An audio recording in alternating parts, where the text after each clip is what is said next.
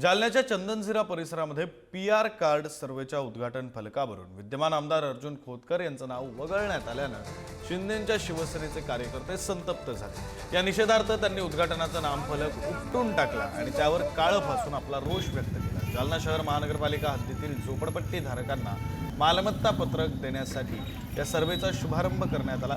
राज्याच्या पर्यावरण मंत्री तसेच जालना जिल्ह्याच्या पालकमंत्री पंकजा मुंडे यांच्या हस्ते या कार्यक्रमाचं उद्घाटन झालं। मात्र नामफलकावर आमदार खोतकर यांचं नाव नसल्याने शिंदेंच्या शिवसेनेचे कार्यकर्ते आक्रमक झाले। झोपडपट्टीवासियांना पीआर कार्ड मिळावं म्हणून त्या पीआर कार्डच्या बोर्डाचं उद्घाटन करतात। उद्घाटन करताना त्यांना जालन्याचे जे पालकमंत्री आहेत जालन्याच्या पंकजाताई मुंडे यांना त्या गोष्टीचं भान नाहीये की इथले स्थानिकचे आमदार आमचे शिवसेनेचे आमचे जिव्हाळ्याचे आमदार अर्जुन भाऊ खोतकर यांचं ना त्या बोर्डावर नाव आहे ना, यांना त्या कार्यक्रमाला बोलवलं जाते। त्या बोर्डावर त्यांचं नाव नसून त्यांचा अपमान झालेला आहे असं आमच्या भावना दुखावल्यात। त्या भावना दुखावल्यामुळं आम्ही हा बोर्ड आज रोजी काढून फेकलाय, त्याला काळं फासलंय आणि आम्ही या भाजपच्या सगळ्या लोकांचा निषेध करतोय।